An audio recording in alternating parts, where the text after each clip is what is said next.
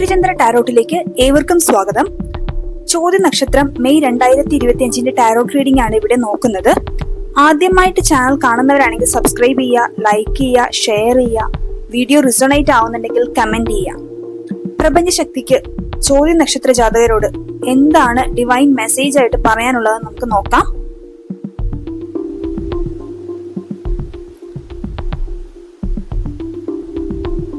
ആദ്യത്തെ കാർഡ് വന്നിരിക്കുന്നത് wheel of fortune, knight of swords, 2 of cups, 7 of wands and ace of cups.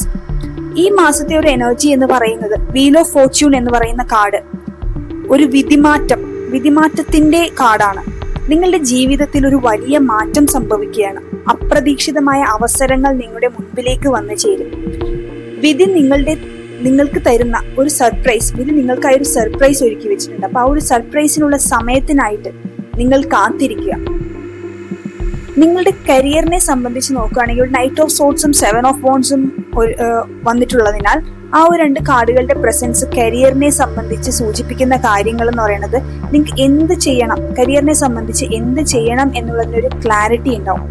പെട്ടെന്നൊരു career goal അല്ലെങ്കിൽ പെട്ടെന്നൊരു goal നിങ്ങളുടെ മുമ്പിലേക്ക് വരിക, അല്ലെങ്കിൽ മനസ്സിലായ ഒരു ഗോൾ പെട്ടെന്നായി വരികയും അത് സംബന്ധിച്ച് പെട്ടെന്നുള്ള തീരുമാനങ്ങൾ ഒക്കെ എടുക്കുന്ന ഒരു സാഹചര്യം വന്നു ചേരും.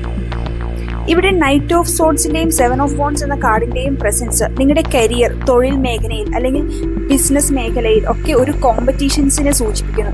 ഇവിടെ നിങ്ങളുടെ സ്ട്രാറ്റജിയിൽ നിങ്ങൾ ഉറച്ചു നിന്നുകൊണ്ട് നിങ്ങളുടെ സ്ഥാനം ഉറപ്പിക്കുക. ഓർക്കുക, ഇവിടെ നല്ലൊരു കമ്മ്യൂണിക്കേഷൻ, ബിസിനസ്സിലൊക്കെ ആണെങ്കിൽ നിങ്ങളുടെ ക്ലയൻസുമായിട്ട് നല്ലൊരു കമ്മ്യൂണിക്കേഷൻ നിങ്ങളെ കോമ്പറ്റീഷൻസിൽ നിന്ന് നിങ്ങളെ അതിജീവിക്കാനായിട്ട് നിങ്ങളെ ഒരുപാട് ഹെൽപ്പ് ചെയ്യും. അപ്പോൾ ഈ ഒരു കോമ്പറ്റീഷൻസിൽ നിങ്ങൾക്ക് പിടിച്ചു നിൽക്കാനുള്ള ഒരു കഴിവുണ്ടെങ്കിൽ നിങ്ങൾക്ക് വിജയിക്കാൻ കഴിയുമെന്ന് കാർഡ് സൂചിപ്പിക്കുന്നു. ഇവിടെ 2 ഓഫ് കപ്സ് എന്ന കാർഡ് വന്നിരിക്കുന്നത്, കാർഡിന്റെ ഒരു പ്രസൻസ് എന്ന് പറയുന്നത് റിലേഷൻഷിപ്പിന് വളരെ ഫേവറബിൾ ആയിട്ടുള്ള ഒരു കാർഡാണ്.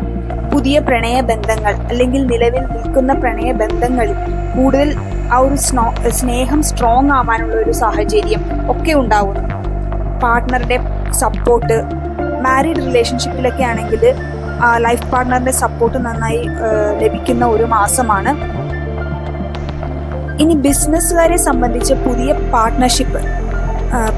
പാർട്ട്ണർഷിപ്പ് സംഭവിക്കാനുള്ള ഒരു സാധ്യത, അല്ലെങ്കിൽ ഓൾറെഡി ബിസിനസ് പാർട്ട്നേഴ്സ് ആയിട്ടുള്ളവരാണെങ്കിൽ നിങ്ങൾക്ക് പാർട്ട്നേഴ്സിന്റെ ഒരു സപ്പോർട്ട്, സ്ട്രോങ് ആയിട്ടുള്ള ഒരു സപ്പോർട്ടൊക്കെ ലഭിക്കുന്ന മാസമാണ്.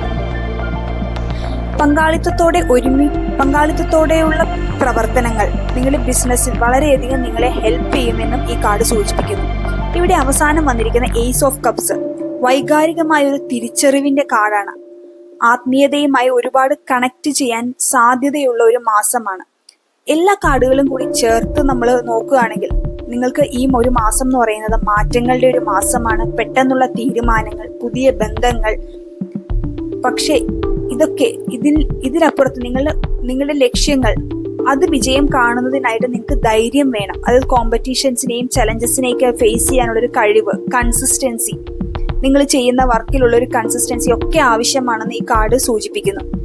ഏവർക്കും റീഡിംഗ് ഇഷ്ടമായെങ്കിൽ, റിസൊണേറ്റ് ചെയ്യുന്നുണ്ടെങ്കിൽ കമന്റ് ചെയ്യാൻ മറക്കരുത്. ഏവർക്കും ഒരു ശുഭദിനം ആശംസിക്കുന്നു.